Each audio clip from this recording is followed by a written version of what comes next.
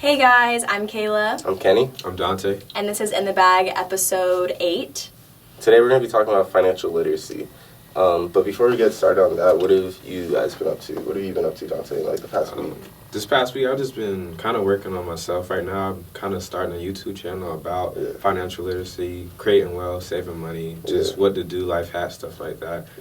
Working, that's pretty much it. Okay. Yeah. What have you been up to, Kayla? Focusing on this podcast, so definitely just like getting as much episodes out as we can. Content. Fall semester starts soon, so just trying to get into the get into the mindset for that. Other than that, though, I've just been grinding, hustling, Grinding, little some side work going on. Nah, I feel that. Speaking of this semester coming up has me thinking, like, I should probably start dialing back on what I'm doing a little bit because I'm working, like, 8 jobs. Like, yeah, bro, you definitely got to figure out what you need to do with that. Yeah, we definitely, we've talked about that recently. I feel like I need to basically just prioritize my schedule a little bit better and put school at the top of that focus as of right now. But besides that, I just been grinding, working, same old. Yeah. But just to give a little bit of backstory on you, why don't you tell us how we know each other? Shoot. Well, I mean, we met through BPL. Yeah. And which is like the plasma center. Yeah, we both phlebotomists. And really, we have a lot of more mutual friends than we thought. Because yesterday I just found out, like, you knew my cousin. Like, I didn't even know. Yeah. That's crazy. But yeah, we met through our job, and I feel like we kind of connected because we both are like hustlers. We both have crimes. We both have our side. It's like a similar mindset. Sure. Yeah. And Dante actually has invested for a while. You know what I mean? So he has a lot of information. He told me, didn't you like flip or something like $50 into $3,000 something like that? I mean, at that time, cryptocurrency it was pretty easy to make money. But yeah, I just started. I was kind of like. It was around like 2017. I was just kind of figuring out like how to start doing cryptocurrency, and like I invested in something at like 1 cent with $50. It went all the way to 30 cents. So that's 30 times gains. Just a decent amount of money. So what was like your first experience with finances? Like kind of how did you grow up with like your relationship with money, basically? It's honestly crazy because I grew up on a farm with my grandpa. Oh, really? So wow. he kind of taught me like the basics because basically we were out there flipping chickens. So, you know what I'm saying? He had chickens, all kinds of animals, goats, cows, and like what he would do, he would go to like the market and buy them for like $5 and flip them for 20. And then like I'm like 12 years old, and he would start letting me like kind of negotiate the deals because people would come to buy it, and I would negotiate the deals and like give him the money. So that's kind of where I started, and then from there. I kind of made a lot of money as a 12-year-old kid because he had me selling watermelons, we were selling like chickens, all of that stuff. So I kind of started a bank account then, and my mom helped me. So that's how I started. That's good. That's nice. Yeah. So then so kind of starting with that more of like, not the aspect of like you're trading more stuff of like actual like animals and stuff. How did you get with cryptocurrency like now? Okay. So really, one of my homies, like, he has a lot of sketchy friends, really. And one of his friends was telling me about it a while ago, and I'm like, sounds pretty sketchy. Most people get sketched out when they talk about Bitcoin and stuff like that. Yeah, I thought he was using it like in the black market. I really had no idea.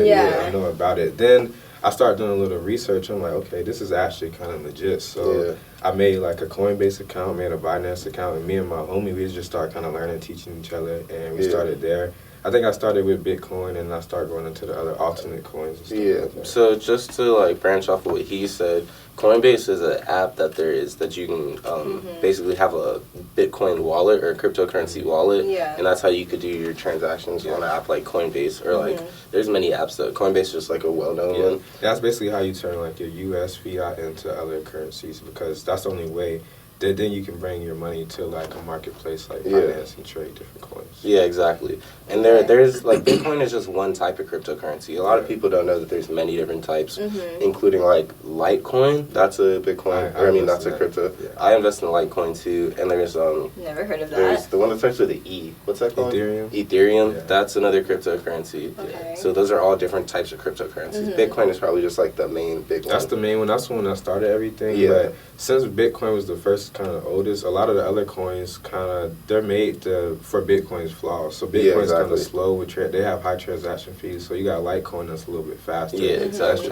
Less transaction fees, stuff like that. Yeah. So, so how is like the thing with I guess investments is that like I'm just starting out with the investments. Like Yeah. I got a book called Broke Millennial, which yeah, kind of like I sent him the book. oh I told him about it. yeah. It's a really good read, by the way. Yeah, very good read. You can get on Amazon for like $11 or something. Yeah. But she basically was saying how important like investing is at a young age. She's like, even if you're broke, like putting $10 into something is better than nothing. Yeah. Would you say though, since you know more about cryptocurrency, that would you say like starting off with like regular investments and just like, I don't know, like just normal stocks, or would you say cryptocurrency is probably like better in terms of like making more money? I would say cryptocurrency is where I kind of learned how to use the market, but I feel like for beginners, starting off in a normal market is better because cryptocurrency is very volatile. Complex. Yeah, it's complex and volatile. It goes up and it goes down. Yeah, it's fluctuating. Yeah, exactly.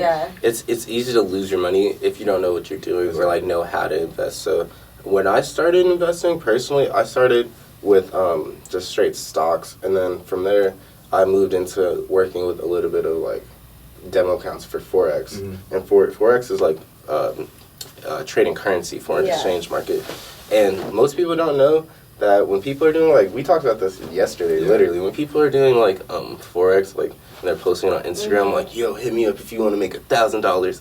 Well, they're posting screenshots of those accounts with profit, but those are demo accounts. Straight from the demo. Yeah, those aren't like real. So Those aren't like real scam. money. A lot of it be like pyramid schemes. Yeah, it's a pyramid scheme. Yeah. Like we just talked about someone that we know. We're not gonna say names, but you know that same person too. And they always post like Forex and shit like that. And I look at that person, I'm like, for sure I know. Like, you know nothing about money. Yeah. So So like for people who don't know anything about investments, can you like describe what pyramid scheme exactly is? So yeah, I could go into that because I used to work for a pyramid scheme. Same. Yeah, I worked for Cutco. Yeah, I worked for Cutco. I used to work for the knife shit. Yeah, okay. Cutco is a pyramid scheme for sure. Yeah, and they have you, and they target young kids fresh out of high school, and they promise them like, oh yeah, you can make $2,000 a week with sales. At least $15 an hour. Yeah, at least $15 an hour. So you're like, okay. And yeah, exactly. And then they don't tell you like it's really all just a scheme. And they're like trying to they make you go do cold calls, and, like go to people's cribs and try to sell them like $3,000 knife sets. Yeah, it's like the most ridiculous shit ever. And it's basically like a pyramid scheme, and you have to put in hella work, and you get paid almost nothing. Yeah, because the ones at the top, they really profit from it. Yeah. You do get a little bit of money from it, but it's like the work you have to do is not even worth it. Yeah, it's like... So that could be for any type of company, though. Because I'm pretty sure I applied for a company that was just like that. Yeah, that marketing intern position shit that you applied to, that shit was for sure like a pyramid scheme. Yeah, they're like, hey, so you're going to work about 6 days a week, and you should be getting around $2,000 per paycheck. It's but like, you have to work about 45 hours a week. I was like, and it's like and then it's like on the position title when you apply to it, it says nothing about sales, and then when you actually talk to them, they're like 100% commission. Yeah, it's like you don't get paid unless you sell shit. So and you're an independent contractor, so technically you don't really work for them. Like you don't work for them directly. It's like indirectly. Yeah. Yeah, a lot of people don't know, like, the terminology and, like, the legalities of, like, what they're telling you is, like, basically you're going to work hella, make me hella money, and then recruit more people and make me money. We cut you off a little bit. Yeah. That's like I guess it makes sense in terms of for them, because they're like, oh, like, I can get a bunch of kids to come and do this. I can hire as many people as I want. Yeah, because when you hear that money when you're, like, 17 18, you're like, okay, sure. I started working for Cutco when I was, like, 16 years old. In high school, and I was like, I'm gonna make how much money at 16? Exactly. I was like, Mom, you don't have to work no more. Quit your job. Quit your job. Exactly. So it was one of those things, and I feel like when people are getting older and they're going to college because they didn't have that, like I feel like, and you could probably relate to this a little bit. Since a young age, I've been very business savvy because I have business people in my family. Yeah. So I've seen it from a young age. I feel like some people haven't had that, so then when they get to college and they're at the point in their life where they like really want to start making money, they'll see something like that and be like, okay, and then it's like not what they think. And that's one of the main things that was talked about in the book, was she was like, you can only make so much money with like your normal job. Yeah. Like having a lot of like multiple sources of income. Yeah, it's definitely the way to go, because you can make $80,000 a year, but that's all you're making. Exactly. And you can't go up unless obviously you ask for a raise. But even then, you're getting money from somebody else. That's not coming just from you. That's like the difference between active income and passive. Like active income, like you said, is a limit. You only got so many hours in a day that you can work. Passive income, your money's working for you, and you can make as much as you want. Yeah, that's honestly what I try to preach to people, is the fact that you shouldn't work for money. Yeah. Money shouldn't be should work for you. Exactly. You should make your money work for you.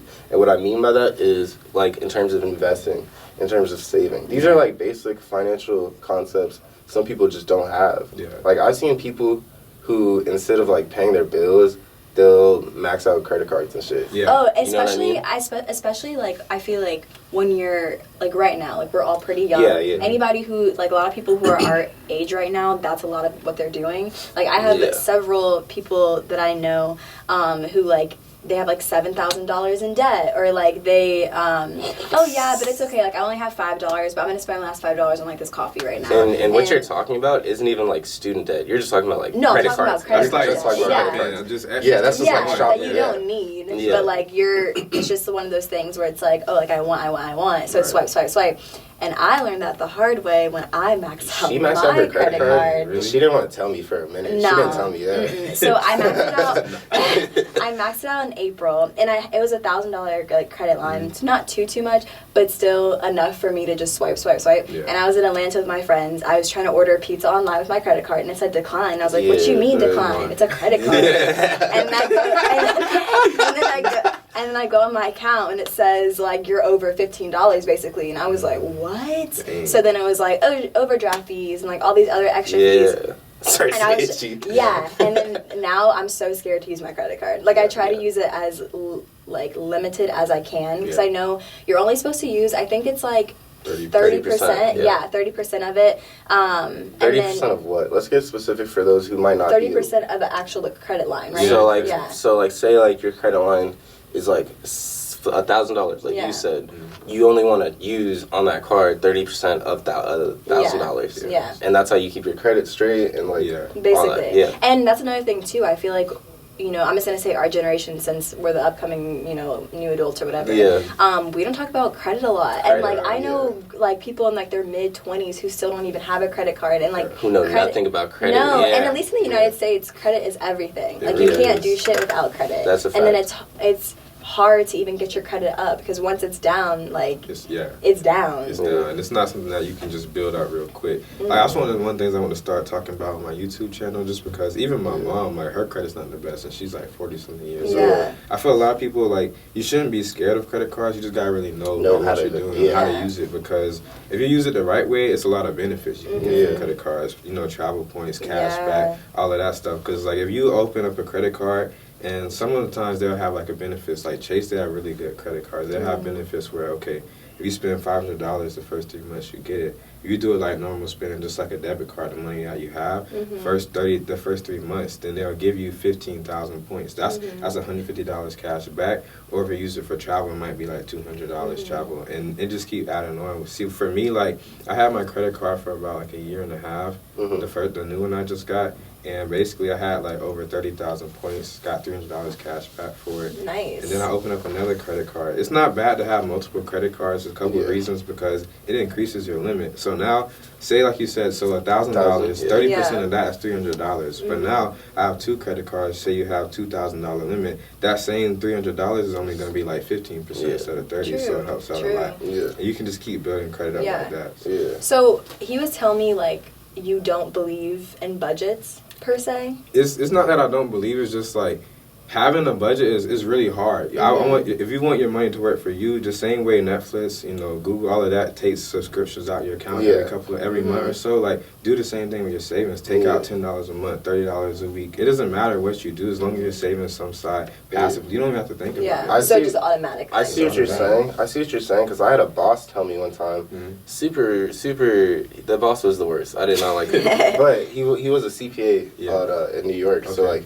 he knows how to handle money. He was an accountant. But he was saying, treat your savings like a bill. Exactly. Like how you treat bill. You take it out every paycheck, you just put it away automatically, and you don't touch it. You treat it like a bill. Yeah, like I read this book. It's called The Latte Factor, and basically he was saying the same thing. Like, the number one rule is like you got to pay yourself first. Like everyone wants to go out with their paycheck, the money that they work for, buy clothes, shopping, bills, all of that stuff. But what do you actually get from it? No one actually pays themselves. So put money away for you, for your savings, investing, or even for retirement. No one really thinks about retirement. No. Pay yourself first and make it automatic. Yeah, exactly. And that's one thing too that I learned is like, which I'm more conscious about everything that I buy now, because I realize that most things that you buy depreciate. So like half the time you're not going to get your money's back for it, especially cars. Yeah. Like buying cars a brand new car, like it's nice, get a little Instagram photo here and there, but like if you're getting a car that's way out of your budget and you have to like put these monthly bills that are like $300 every month for your car payment, that adds up, and the car value is going down. Yeah. That's why, especially with like people who, like I saw like the baby who like bought like $100K in jewelry and stuff like that. How do you feel about that? Like in terms of, I feel like you could do that if you make that money, right? Yeah. If that's like $100 to you, spending $1,000, that's different. Because jewelry, it's not really that much of a depreciating asset. You can still make your money back or sell it, or if you want to be flashy, I guess. Jewelry is easier to sell than cars in like certain things.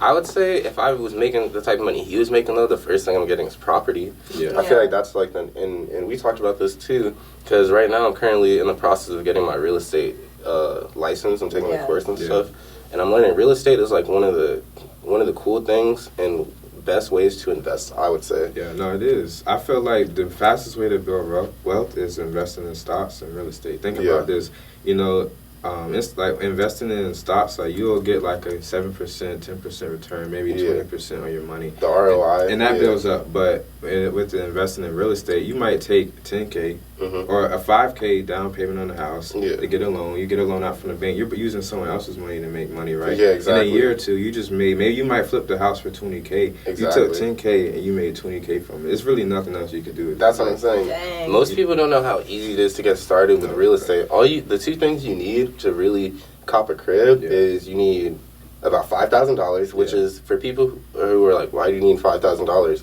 How are you gonna get that $5,000? You need to be able to put a down payment down on the mortgage or for the property you want to get. So they're gonna ask for 10%, which is normally around $5,000. If you're getting like what's the math on that? What, 10% on what, like a house? Yeah, like say you're doing what, 150K crib. That's like. So it really depends. It depends on the price of the house. It depends because it depends on the price of the house. But if you're a first-time homeowner, a lot of people don't know this. They'll give you a deal on a down payment. You might only have to put down 3%. 3%, Or sometimes you won't have to put down anything, and you might have to pay a little bit more in the closing costs, but you won't have to put anything down. They give you a lot of money for it. Yeah. But in the second thing, so you need that initial money possibly to put in on the down payment, which is going to be like 5 to 10. I'd say 10's a lot. Yeah, 10's a lot. That's if you're trying to buy a crazy big ass crib. Yeah, like a big ass crib. 10's a lot. Because 10K in like retrospect is not that much money. 10K, and for a house, that seems like I feel like you would have to put more into it. But again, I don't know anything about real estate. 10K is 10% of 100K. So if you're buying a $100,000 house, that's a big ass house. But that's why most people say like 5K. Yeah. And then the second thing you need though is good credit. So you can get that loan from the bank. That's why credit is important, because like if you have good credit, you're setting yourself up to make more money instantly. And another thing you'll need too is also having a job that pays a decent amount and having that work history. Because I was talking to a realtor the other day. That's basically what he told me. He was just saying, good credit, have that down payment, and also have like that job proof that you're reliable. Proof that you can pay the mortgage every month. Yeah, exactly. That's something that they look at. So getting a crib is actually easier. And like what we talked about, like I want to cop a crib, probably like a duplex, live in one half of it and rent the other half so I can live mortgage free. Yeah. Because I would a mortgage is cheaper most of the time than rent, for sure. Like owning a house you're paying that mortgage, it's going to be cheaper than if you're renting it temporarily. And the nice thing about having somebody else rent the other half too is if like they'll cover the mortgage. Yeah, and also if things, so then you could focus on things that like maybe break. That's like the only, I feel like people are scared to buy houses too because Repairs. the responsibilities, everything falls on you. But at least if you're making somebody else rent out the other half, you can focus solely on that part, and you're not all your money is going like just towards like the actual mortgage part of it, which is smart actually. That's like how I'm trying to invest right now, because I've done savings, I've done crypto, I've done forex, stock, and I've done like mutual funds, which mutual funds are like when you take your money and you give it to maybe like a broker or like a third party, and then they have like a group of similar types of companies, and then they invest that all with like they split it up. Yeah, they split it up. Yeah. So what would, I guess, both of you say in terms of like the biggest advice for starting out with just like trying to like the idea of like making your money work for you rather than like vice versa? Oh, okay, I'll start. I would say definitely, if you really want to make money and be happy making money and make your money work for you, number one, I would say find a way to make money off of shit that you actually like to do. Yeah. You know what I mean? Because that'll just make it easier. Invest in yourself. Yeah, invest in yourself. Because if you're going to work every day and you hate work and you hate what you're doing, and like a lot of kids our age, we've talked about this, have no idea what they want to do, which is like a very common thing. And it's a very broad question to ask a 20-year-old, like, what do you want to do for the rest of your life? But if you find things that you truly are passionate about, for example, like, we get paid to make a podcast. You know what I mean? I get paid. Yeah, like, talking about. Yeah, exactly. Yeah, just like multiple revenues, what we were saying earlier. Exactly. I get paid to make shirts and merchandise and do pop-up shops and shit. And, like, doing that, it's shown me, like how we talked about, like, I used to really just want to go in med school, and that's it. And then I saw the debt. Then I started realizing there's other ways to make money. There really is. It's not as hard as it looks. Yeah, it's not as hard as it looks. So I would do the research, and I would start small, like with apps like Acorns. That's a really good app. And Stash App and Acorns is probably the top two. And they what they do that I also like is they give articles that break down how to budget, how to invest. Yeah, and they have a little learn tab. Yeah, they have like a learn tab, so you can go there and really like learn. And another thing is, I feel like we're living in 2019, honestly, and there's no excuse to not know anything because we have Google. Yeah, we have Google. That is true. We have Google and YouTube. Bro. Like, you can learn anything. You can learn anything. Yeah. So like, if someone really wants to learn how to invest and how to do financial like literacy, you could even hit us up. Yeah, honestly, exactly. You could even hit. You know what I mean? Like, reach out to someone, because the best way to get started is to do your research, ask and learn about it. And it's nice knowing like you can. People like seeing other people who like they resemble, or maybe like they just feel like, you know, kind of relates to them. Like they're 20 years old and they're investing, like talk to them, ask them how to do it, and put people on, you know what I'm saying? Yeah. Especially I feel like it's so important in the Black community that like people are talking about investments. So I feel like that's not a thing that's talked about a lot, or like I feel like the relationship that a lot of Black people have with money is more on the negative side. And I'm talking generalization, obviously. Everybody's different. But I know for me, like my mom was not very good with money, and like the way my grandma talked about money was like, oh, just write a check out and it'll bounce like over the weekend, but then it'll be good or something the next week. Yeah, basically. But you know, my dad was always very adamant on like money and like very adamant on like budgeting, and he told me from like as a little kid, just having simple as like a piggy bank and just putting like $1 a day into it like will, you know, help increase it. So definitely like just trying to also like teach like the youth about it at a young age in like simple ways, even like having a little lemonade stand and 30 cents or something. That's a business either way. So definitely important. I would say getting started young, because honestly, since the age of like 14, I've been running my own businesses, like 3 businesses a year since like 14. So like for doing that at like that accelerated rate has made me realize that like there are ways to handle money, and like just little things about that. Honestly, I would say in terms of advice to people who are like really, really trying to begin though, like you said, I would say definitely figure out, before you even get started with investing, you have to know how much money you're making. You have to know your own situation. Exactly. So I would say write out your expenses, write out your bills, and prioritize what you're wasting money on. You know what I mean? I feel like one of the biggest things or misconceptions is like, okay, everyone's like, okay, if I get a good job and I make more money, then I'll have more money to invest. But really, your expenses go up and people's spending go up. Yeah. Like, learn how to work what you have. Yeah, Like, exactly. If, say, you go out to eat or you eat fast food 7 or 5 times a week, you know what I'm saying? Yeah. Cut that down to 3, the money you save and invest it. Like, you Yeah. have the money, you just gotta have discipline. I feel like discipline is real important because discipline, that'll give you more money, and the more money gives you freedom. Very, especially with food. Like, another thing with our generation, I mean, I've seen plenty of people spending money on food. When I was trying to do my own budget, I was realizing, like, I was spending way too much money on food. Even when $300.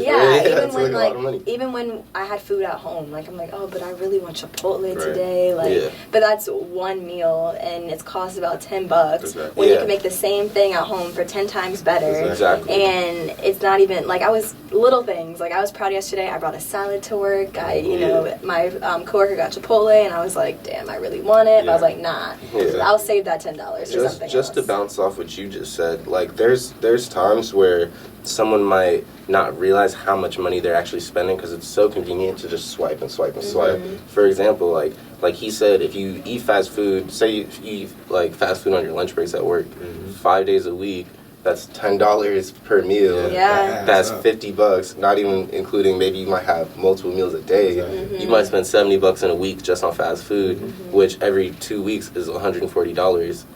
Which is just crazy. That's $280 a month. So around $300 you're just spending on fast food. Yeah.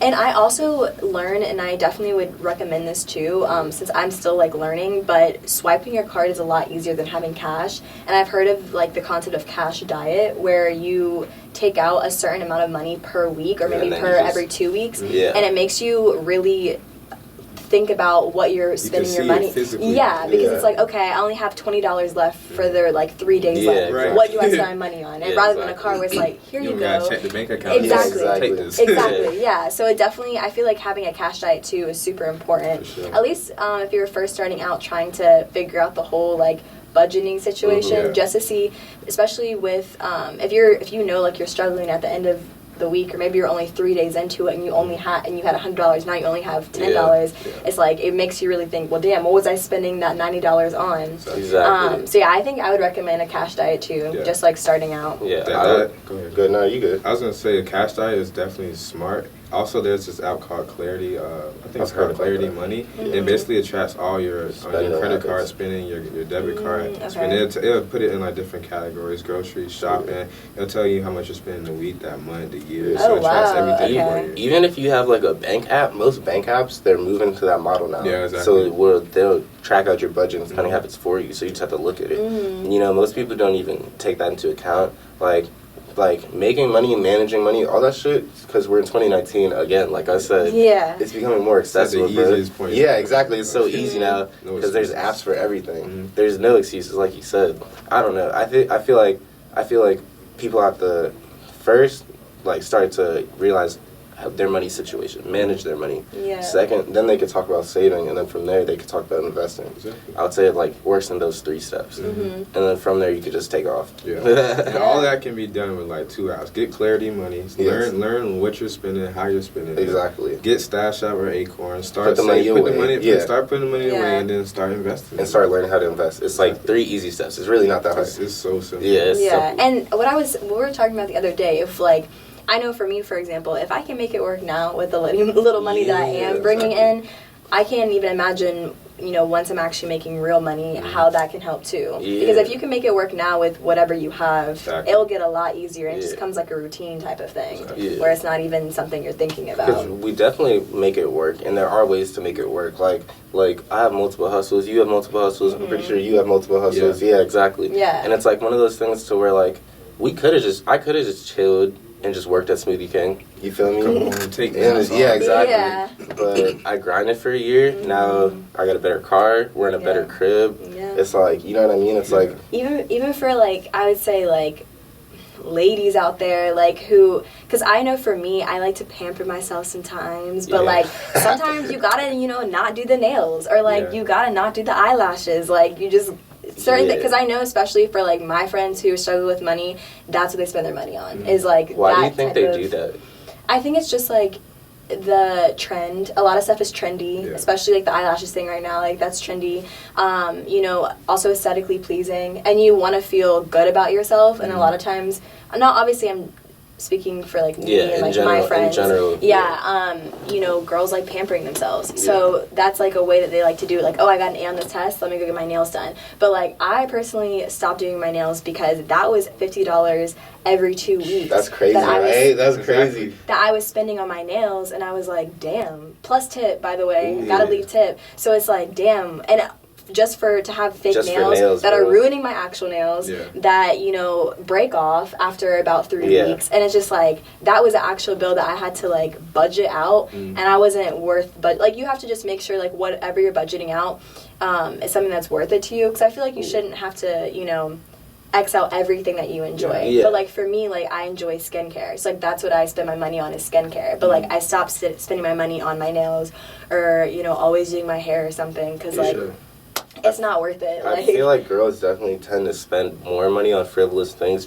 like that instead of like putting it away. But I feel like that's also been more of a thing because like of how social media is and like beauty standards. Like society. And it's like the gender role thing too, like how you grow up. Like that's what my mom spent her money on, was her hair and her nails. Because like I've never thought about that, not once. So like seeing that growing up, I was like, oh ding, like I'm supposed to spend my money on my hair and my nails all the time, every 2 weeks. And then I'm like, damn, nah, that's not the move. Once it's my money, not like somebody else's money. What am I gonna eat? Exactly. Like I'm eating struggle meals, some ice, ramen some noodles. Ice ramen noodles. For real. So I definitely would say like ladies out there, definitely just kind of like look at what you're spending your money on, because half the time it's not even worth it, honestly. A point I wanted to add is this kind of relates to something that you just brought up. It's like you could have money, but that doesn't mean you're good with money. You know what I mean? Like, why do you think people win the lottery and then go broke a year later? Why do you think rappers get millions of dollars signed for millions of dollars and then go broke a year later? It's like it's not because of lack of money. It's not because of lack of money. It's because of lack of knowing how to manage money. And the whole and like just the financial literacy in general, like not what you're just saying, not understanding the concept. And that goes back to the thing, like if I can manage my money now, when I'm young and broke in terms of like what I want to make, you know what I mean? When I make 7 figures, 6 figures, I'm gonna be set because that money's gonna be a lot of that money gonna be working for you. Exactly at that point.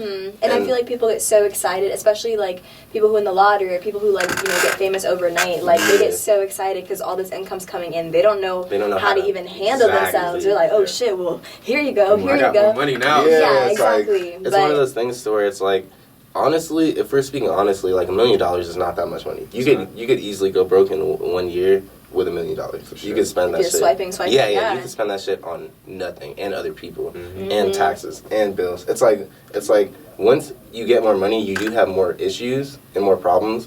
But if you know how to deal with that from the jump, then you're better set off. You know what I mean? Yeah. For sure. Like if you take someone right now, like the average minimum wage worker, and then give them $10 million.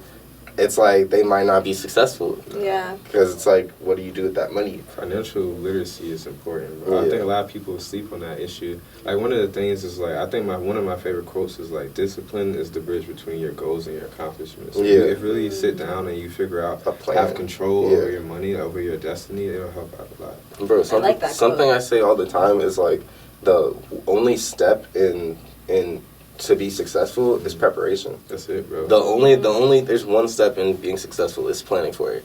If you prepare for it, then it'll happen. Yeah. You know what I mean? Yeah. It goes back to how people also expect things and like expect for, like just things to come to them. Yeah. It's like, well, I'm a good person. Yeah. Like I'm working as hard as I can. So where's all my money at? Right. But you've got to go out and get it. Honestly, people really don't be pushing themselves and pushing the boundaries and really like people work hard. Don't get me wrong when I say that, because that's like an overgeneralization. If I was just to say people don't work hard, people tend to work hard, but but they don't tend to push themselves, and they don't tend to work hard for themselves. Right, exactly. You know what I mean? They're working for they're working for the literally man. someone else. They're working hard to pay their expenses, pay Yeah. their bills, Yeah. spend, but it's not really going. It's not going to them. Yeah, exactly. Well, and that's why CEOs say CEOs, Exactly. and then they have everybody else working for them. Yeah. They're making all your money. It's like basically. it's like I don't know. It's hard for me to wake up every day and then go to a job, and then I think about this shit all the time. I'm like, damn, I'm really worth like such and such amount per hour. Like that's what an hour of my life is worth. Right. Yeah. It's like wow.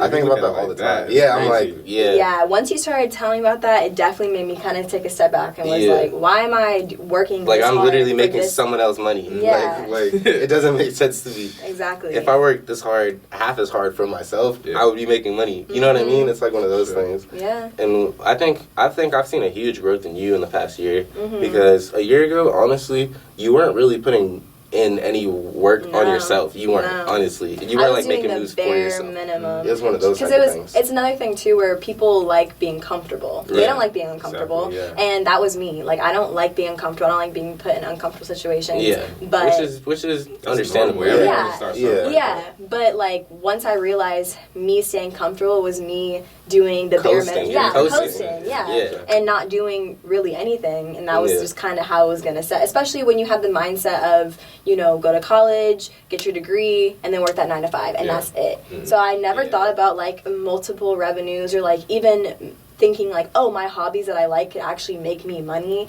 I was like, that happens for like 1% of people. That's not like I didn't think that could be me also type of thing. That's one of those things that it's like there's a caveat because it might happen to a small percentage of people, but think about the percentage of people who are trying. It's like not many people are actually trying. For sure. So if 100% of America tried their hardest to make themselves money, 1%. Exactly. And I feel like also, you know, people don't see like the struggle that you go through during it. You know, like they see, especially, you know, when people, like I said before, when they blow up, or like when people come out the woodworks and like they're on the Forbes 100, like, well, what the hell? But like that might have taken years, and like it's patience, it's dedication, and you have to like continue even when maybe your results aren't coming as fast as you want it to. But I really feel like patience is key. There's something that I've always said, and my motto since we've probably been together has always been: in order to succeed and grow as a person, you have to get comfortable with being uncomfortable. I talk about this all the time. That's one of my favorite quotes. Like, success starts with your comfort zone. Yeah, exactly. Once you start pushing yourself, you'll find out like that limit that you thought you were is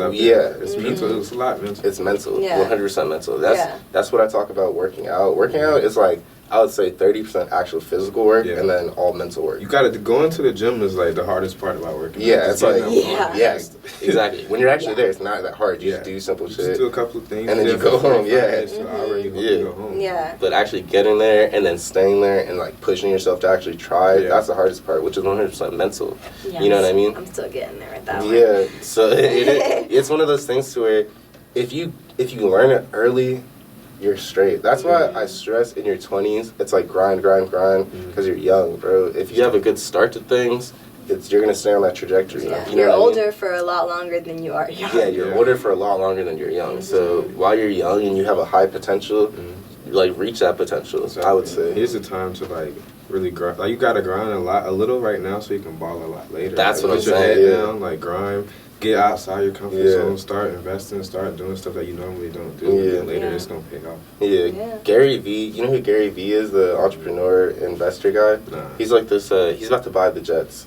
Oh, wow. Yeah, he's like this. He got a little money. He's like super rich. And he was like, and he does like marketing and consulting for like major businesses and companies and corporations. But he was basically saying like, his advice to young kids coming up is he's like, how many Saturdays do you take off? Because I haven't taken a Saturday off in 30 years.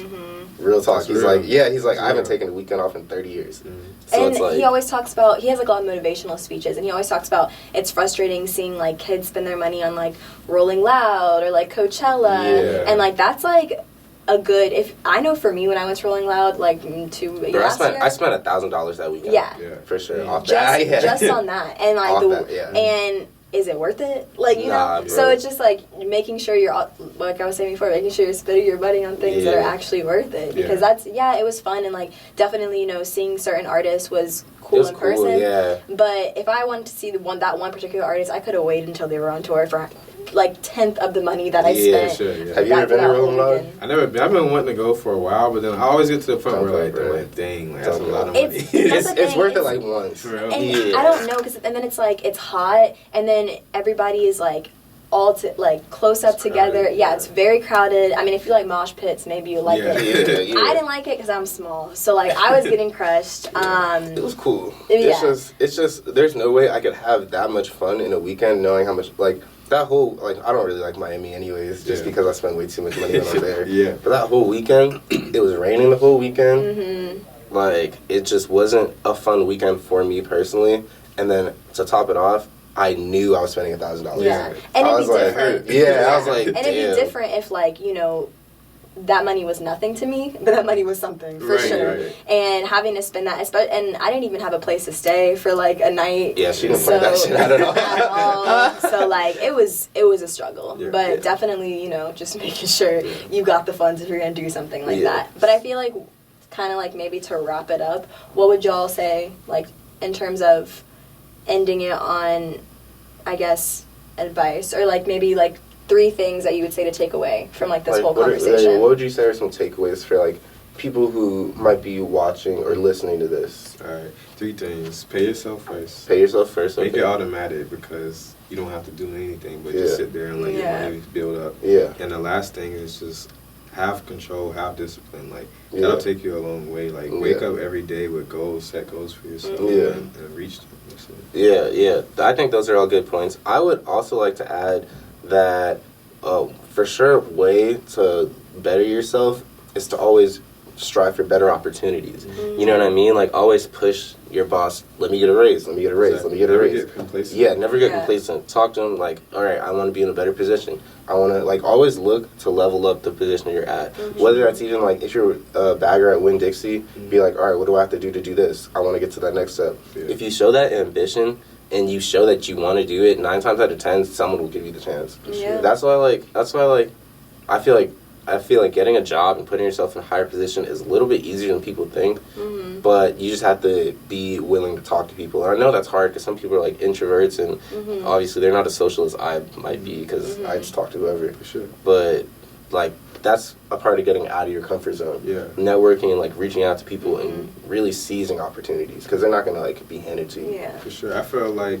if you do your best at everything you do, and like you can never really be mad at yourself. You can't. If you fail, you try, as long as you try, you did your best, and like you reach your maximum potential, then you can never be mad. Yeah. What would you say, Kayla? I would say, you know, also just kind of reflect on what you're doing in your free time. Like, what productive thing are you doing? Because if you're constantly just watching Netflix, if you're constantly, you know, basically watching or wasting your life away, basically just looking doing at whatever what other people are doing. That's helping so them weird make their money. Yeah. For me, like, just buying books on like you know, finances, investments, or even if you don't like reading, there's YouTube videos all about just that. Like I've subscribed to so many channels just talking about that. Just trying to start as young as you can, and also just being as productive as you can in your free time, so that while you're also making that steady income, you can also bring in like multiple other revenues, basically. And that's where it comes to the fact that I feel like a lot of people waste their time.